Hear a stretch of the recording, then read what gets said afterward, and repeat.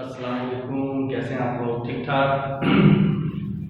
Second year commerce, subject accounting, topic हमारा चला था रिटेन अर्निंग। इसको पसंद करके प्रोसीड करते हैं।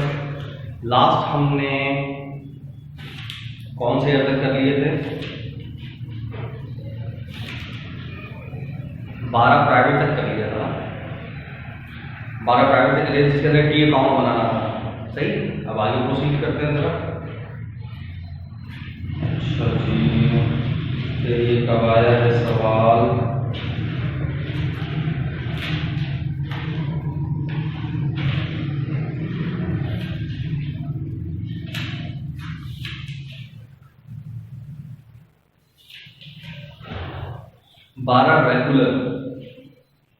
बारह रेगुलर क्वेश्चन नंबर 8 दे।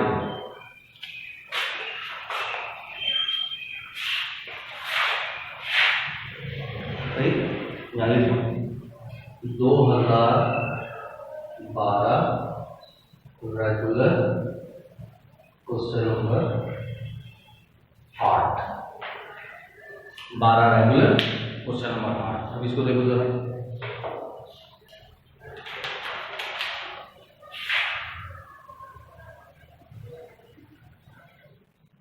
सवाल पढ़ो, बल्कि रिक्वायर्ड पढ़ लेता हूँ। कहता है सेटअप रिटेन अर्निंग अकाउंट। फिर दोबारा same as it is account बनाना, बस और कुछ भी नहीं बनाना। सही, अब जरा इसको देखते हैं आगे क्या सवाल में क्या क्या है। Asghar flour mill limited has retains earning balance ₹12,40,000 on June 30, 2010 before transfer of the net income.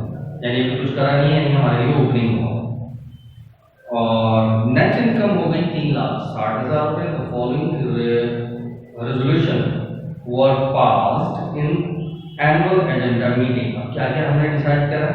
To declare a cash dividend, to establish reserve for the contingencies, to appropriate 40,000 for the sinking fund, to reserve 2 lakh for plant extension and the replacement, to declare the cash dividend और बस। ठीक है, तो ये तो same सवाल हो गया, बिल्कुल कर लोगे। फिर भी ओरली में बता देता हूँ क्या है। वही टी अकाउंट बनाया है। सबसे पहले ओपनिंग बैलेंस कितना? 12,40,000 क्रेडिट में लिख लिया। उसके बाद इनकम हुई थी तो वो भी क्रेडिट में ही आनी होगी 3,60,000। बाकी जितने हैं वो सब के सब डेबिट में आए। लास्ट क्वेश्चन हमने सेम एज इट इज किया था, मैं दोबारा नहीं कर रहा। इसकी प्रैक्टिस आपने खुद करनी। ठीक, ओरली मैंने सॉल्व कर, ये आपने ट्राई टू सॉल्व।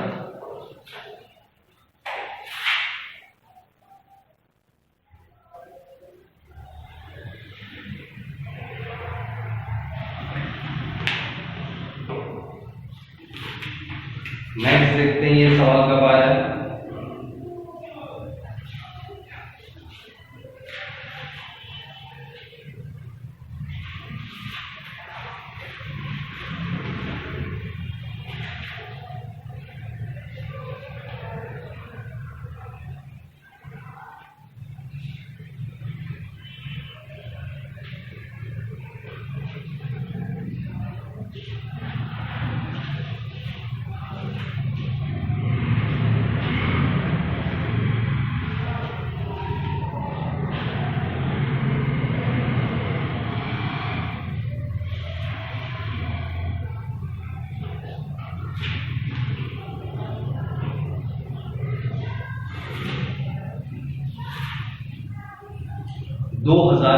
रेगुलर देखो, 2011 regular question number 8। 11 regular question number 8।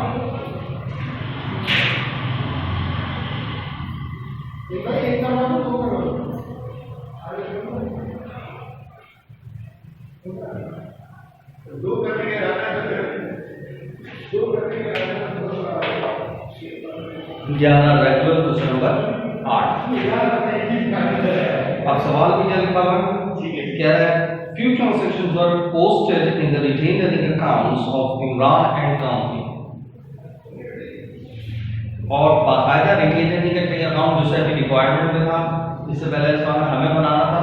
यहाँ सवाल में बनाया दिया और सवाल ही बताओ। कह रहा है pass generally from the above ledger, कह रहा है इस टी अकाउंट को देख देख के एंट्री पास करो। तो जब हम एंट्री को देख के टी अकाउंट बना सकते हैं तो टी अकाउंट को देख के एंट्री भी पास कर सकते हैं, याद है? तो अब मैं यहाँ पर एक्सप्लेन कर रहा हूँ, आपने खुद बल्कि मुझसे पहले जवाब देना ये होगा, इसका करेंगे या नहीं करेंगे वगैरह वगैरह, ठीक है? टी अकाउंट वैसे ही होता है, कैसे? टी बना हुआ है, सबसे पहले अगर क्रेडिट साइड पे पहले से बैलेंस लिखा है तो इसका मतलब रिटेन अर्निंग का ओपनिंग है, इसकी कोई एंट्री पास नहीं होगी। उसके बाद उसके नीचे इनकम जो अमाउंट लिखा है उसके आगे इनकम समरी या एक्सपेंस एंड रेवेन्यू समरी, इसका मतलब ये इनकम है, और यही इनकम समरी इधर लिखने की बजाय इधर लिखी हुई है, इसका मतलब ये नेट लॉस है। सही, आई एग्री। पहला तो क्या चीज हो गया? पहला बैलेंस हो गया, उसकी तो कोई एंट्री पास नहीं। दूसरा जो होता है उसको वो क्या होता है? नेट इनकम या नेट लॉस, उसको ट्रांसफर करते हैं। तो अगर क्रेडिट में लिखा है तो नेट इनकम है, और अगर डेबिट में लिखा है तो नेट लॉस। उसके बाद तो सारी चीजें नॉर्मली डेबिट ही अपने पास। सही, तो हम ये सवाल में देखते हैं, सवाल में क्या है? सबसे पहले देखो क्या लिखा हुआ है, 1/1/2010। तो ये ओपनिंग बैलेंस है 15 लाख, इसकी कोई एंट्री पास नहीं।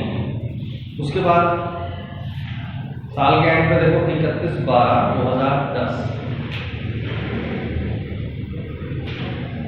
31/12/2010, इसके अंदर 4 लाख रुपए क्रेडिट, तो ये एंट्री पास हो रही है ना। तो अब गौर करो,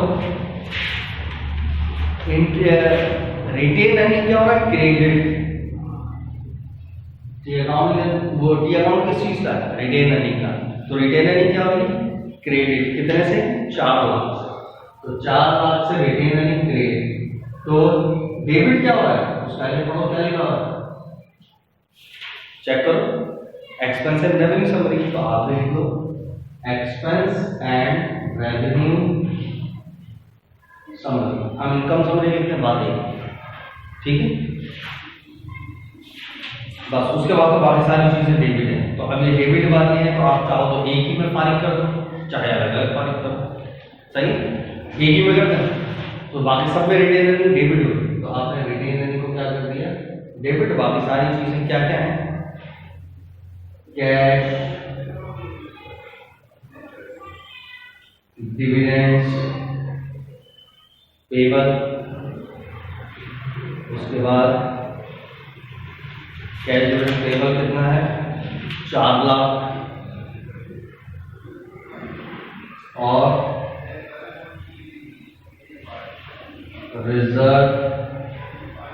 reserve for building extension, reserve for sinking fund, और reserve for contingency. Reserve for contingency कितना कितना है? 1,60,60,80।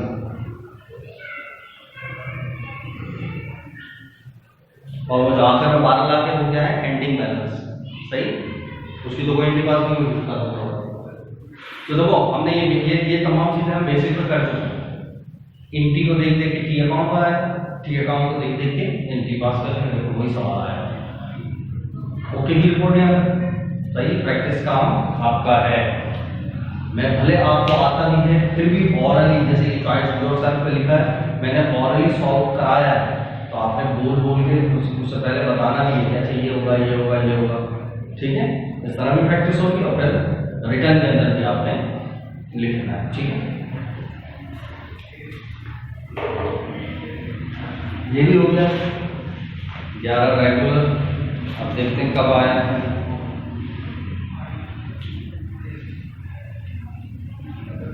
11 प्राइवेट, क्वेश्चन नंबर 6। 11 प्राइवेट देखो,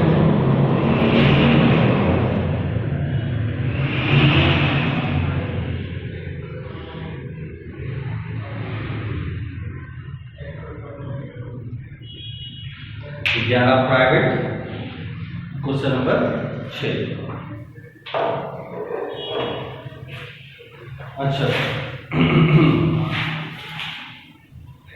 रिक्वायर्ड पढ़ लेते, क्या कह रहा है? रिक्वायर्ड में लिखा हुआ है give increase in a generally the proper form on the above of the company give effect to the above decisions कोई एंट्री पास करो सिंपल।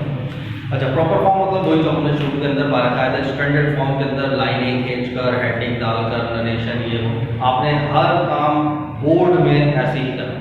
प्रैक्टिस एक दो दफ़ा लाजमी अच्छे तरीके से करो ताकि उसके बाद आदत हो जाए। पक्का एक एक आदत से मुराद नहीं आपको पता हो सब प्रैक्टिस स्केलेटन फॉर्म में करना। 2-4 सवाल स्टैंडर्ड में ज़रूर करो ताकि आपको पता हो कि जब आपने प्रेजेंटेज करना है तो कैसे करना। ठीक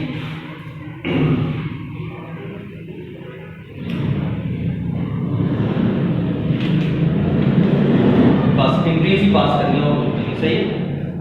इंक्रीज के अंदर क्या है the following balances appeared in the ledger of Aqil Company Limited on December 31st 2010। 5 lakh ordinary share है 10 रुपए वाले तो कितने के हो गए 50 लाख के। रिटेन अर्निंग 14 लाख और देखो वही आगे लिखा हुआ अनएप्रोप्रिएटेड। तो मैंने इसमें बताया था ना ये अनएप्रोप्रिएटेड का मतलब भी शुरू में लिखा है इसका मतलब ये ओपनिंग बैलेंस है। अभी इसमें से कोई चीज हमने एप्रोप्रिएट नहीं की निकाली नहीं। और फिर कंपनी ने क्या क्या डिसाइड करा cash dividend 15% on ordinary shares. अच्छा अब देखो इसमें आगे आसानी के लिए लिख भी दिया। फर्स्ट करो ये नाम में लिखता सिर्फ का 15%। तो हम ये 15% किस में निकालते वही ऊपर ऑर्डिनरी शेयर्स के ऊपर सही। उसके बाद क्या स्टॉक डिविडेंड 10%। फिर एप्रोप्रिएट 70,000 रुपये कॉन्टीजेंसीज के लिए।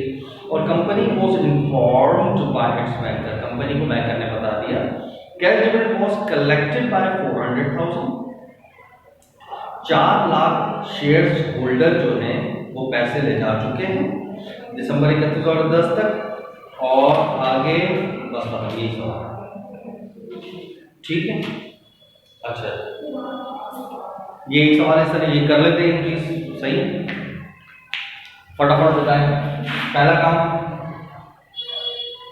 इनकम वाली तो कोई एंट्री आई डायरेक्ट कैश डिविडेंड से स्टार्ट। पहला कैश डिविडेंड डिक्लेयर किया क्या प्रोड्यूस करी रिटेन अर्निंग डेबिट और कैश डिविडेंड्स पेबल क्रेडिट। कितना 15% या 15% किस पे निकालेंगे वही 50 पे। तो 50 का 15% कितना आया 7.5। जैसे चेक कर लेना 7.5 ही आ रहा है या नहीं आ रहा सही।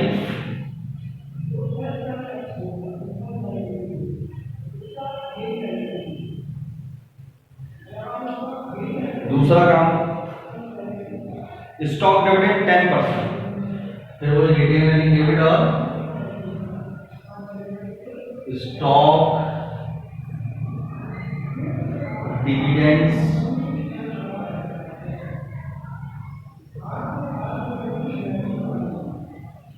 स्टॉक डिविडेंड डिस्ट्रीब्यूटेबल सही है। 10% ये भी उसी पे निकालेंगे तो 5 लाख 50 लाख का 5 लाख आ गया।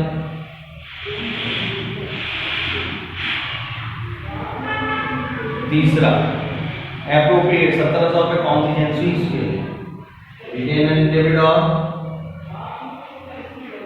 रिजर्व फॉर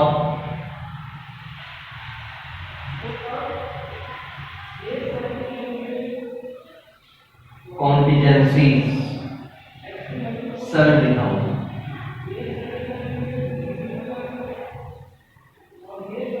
और फिर चौथे नंबर पे बोल रहा है कैश डिविडेंड।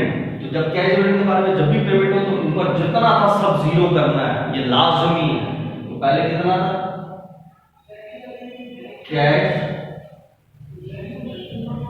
डिविडेंड्स पेबल पूरा 7.5 से डिवाइड होकर 0 हो गया। जबकि बैंक से पेमेंट कितनी हुई ये नहीं बताया इतनी हुई बस कह रहा है 4 लाख के ऊपर पेमेंट हुई। तो इसका मतलब हमने ये कितने लाख के ऊपर पेमेंट रिकॉर्ड की थी जरा ऊपर पढ़ो। हमने तो 50 लाख रुपए के ऊपर कर दिया था डायरेक्ट। कितने परसेंट था 15%। अब इसको जरा गौर से देखो ये 15% कैसे आया 15% कैसे आया। हमारे पास नंबर ऑफ शेयर्स कितने थे 5 लाख।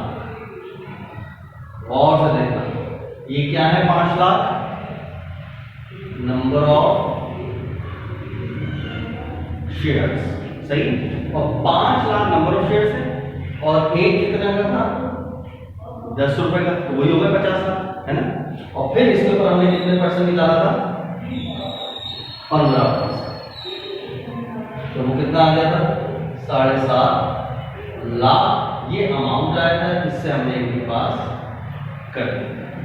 क्लियर, सही है। लेकिन आपको कह रहा है हमने पेमेंट कितने के ऊपर की है, 4 लाख का, तो कोई मतलब नहीं, सेम इसी चीज को फॉलो करें। 4 लाख शेयर्स हैं, वही 10 रुपए का एक है, वही 15% है। तो अब जरा चेक करो कितना हो, 4 लाख का 15% कितना होगा, 6 लाख। तो ये जो एंट्री पास होगी यहाँ पर वो कितना होगा, 6 लाख। क्लियर हुआ।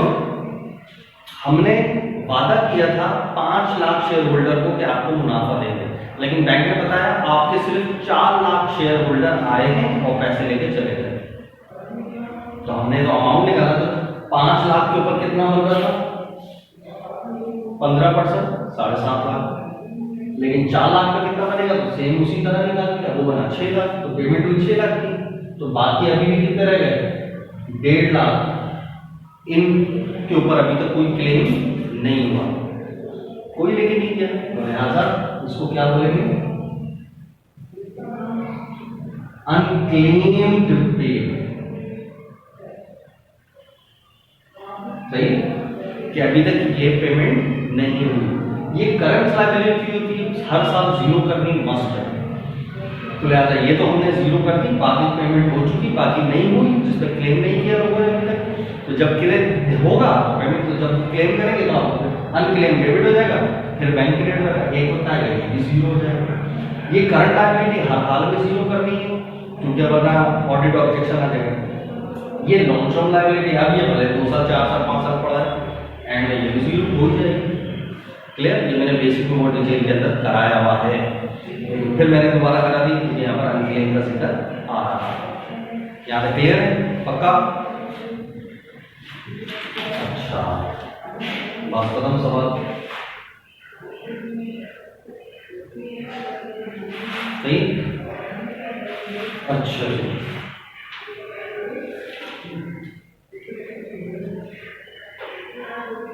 और देखिए ये सवाल मजीद और कब आया है।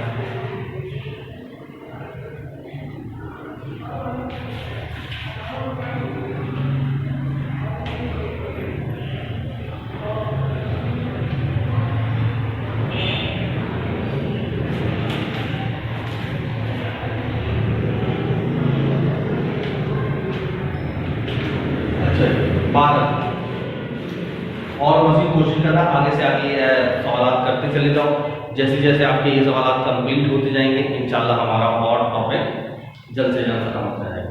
ठीक है, तो वैसे देख लो। अच्छा गाइस, 3 सवाल को हमने एक ही लेक्चर के अंदर ऑडिट कर लिया। ठीक है, बाकी आपकी मर्जी कि आप कितनी जल्द से जल्द ये सवाल को, ठीक है। अल्लाह हाफिज़।